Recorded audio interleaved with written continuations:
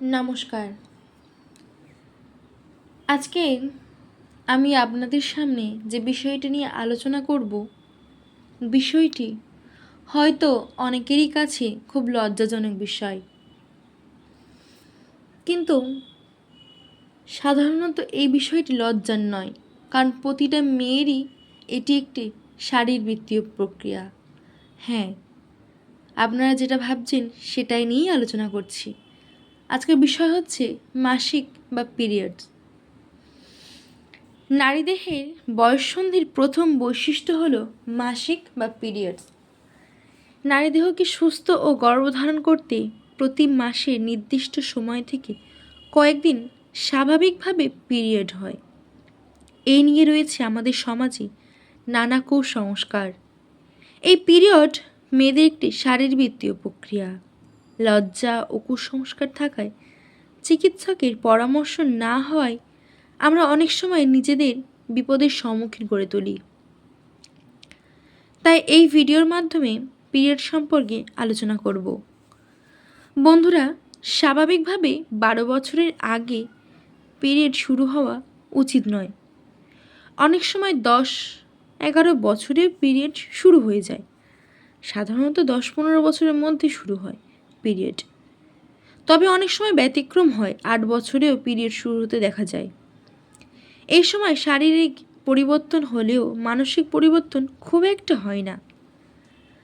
আবার অনেক সময় 15 বছর পরেও পিরিয়ড শুরু হয় না, এমনও দেখা যায়।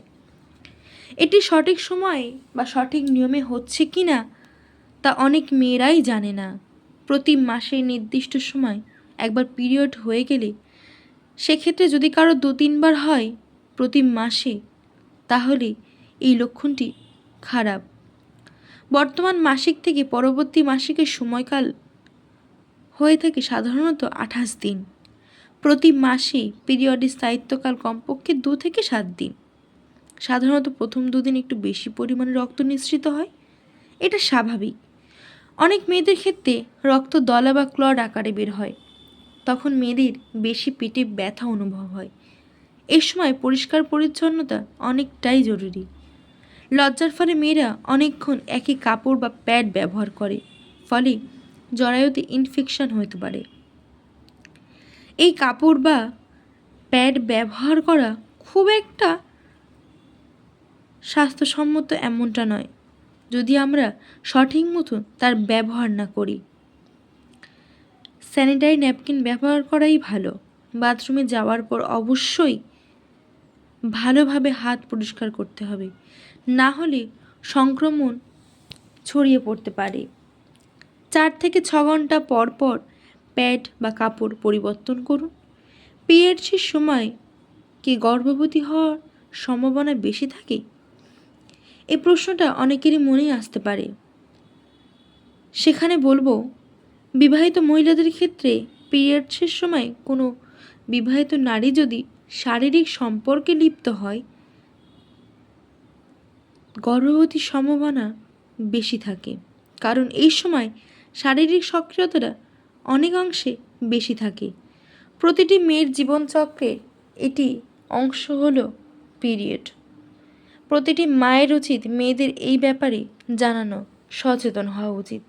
এটি কি, কেন হয়, কখন হয়, কিভাবে হয়, বা এই সময় কীভাবে সমাধান করা যায় ব্যাপারটাকে, সেটা আগে থেকে মেয়েদেরকে জানিয়ে রাখা সত্যিই খুব ভালো।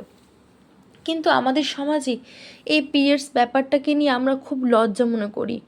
আমরা কারোর সাথে শেয়ার করতে পারি না। যদি না আমরা শেয়ার করি, তাহলে জিনিসগুলো আমরা জানবো কোথা থেকে? তাই নিজেদের মধ্যে এই বিষয়গুলো নিয়ে চর্চা করুন, কথা বলুন, কারণ এটা কোনো লজ্জার বিষয় নয়, এটা একটা সাধারণ প্রক্রিয়া। যদি ভিডিওটি আপনাদের ভালো লেগে থাকে, পাশে থাকবেন এবং আমার চ্যানেলটিকে সাবস্ক্রাইব করবেন এবং আপনাদের মতামত জানাতে অবশ্যই আমাকে কমেন্ট করবেন। আজ এই পর্যন্তই।